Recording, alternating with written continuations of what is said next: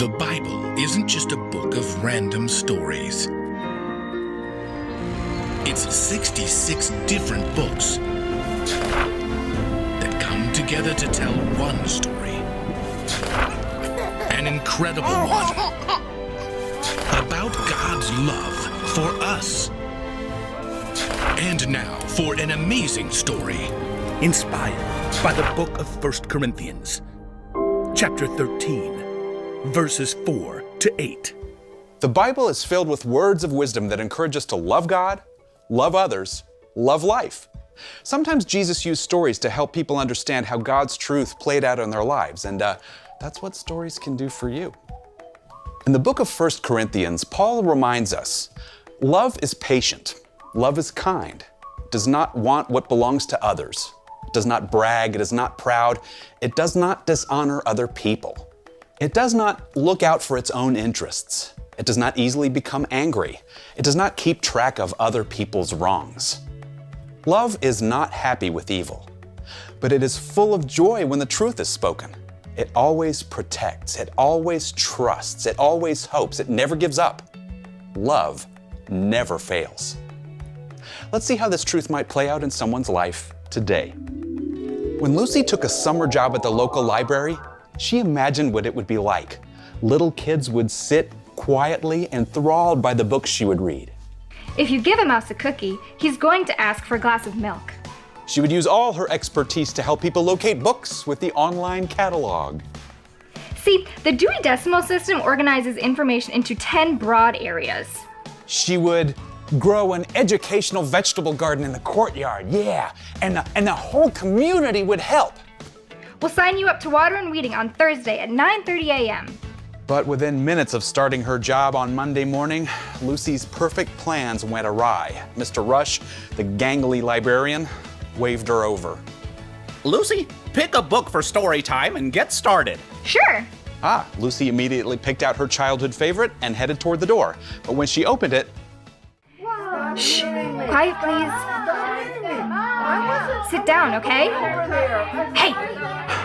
a dozen shouting, shrieking kids finally stopped running around. This is not how we behave in the library. A mom sitting in the back of the room texting on her phone didn't even look up. Come on, they're kids. Loosen up.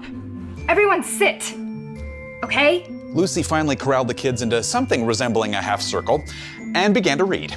If you give a mouse a cookie...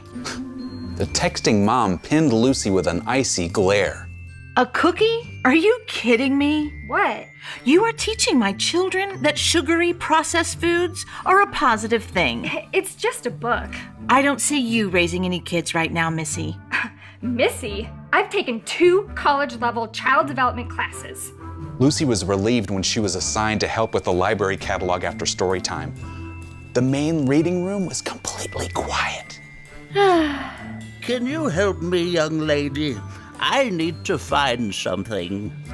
Lucy popped over to an elderly gentleman squinting at a computer screen. Of course. What do you need? War and Peace? A brief history of time? Something on fiber supplements? I lost the pointer thingy. What? Trying to move my ace of spades. The man pointed to the screen where Lucy saw a game of solitaire in progress. You can't play games on here. This computer is for looking up books. But my computer at home got one of those virus thingies. I should ask you to leave. Oh. In a huff, she went to go find Mr. Rush.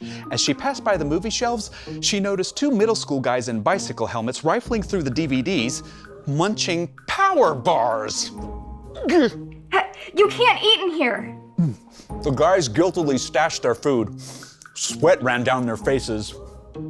Sorry. We had a long ride over. That is no excuse. I'm taking your names. If this happens again, you won't be allowed in. Lucy stalked away. At the circulation desk, Mr. Rush handed her a flyer about the summer reading program. 100 copies, please. Copies?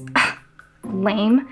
You should get a high school intern to do this. Lucy stepped into the back room and lifted the copier lid. A book was already face down on the glass. Who left this? So inconsiderate. Lucy picked up the book. A Bible.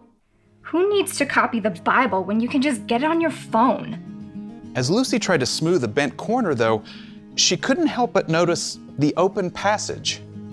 1 Corinthians.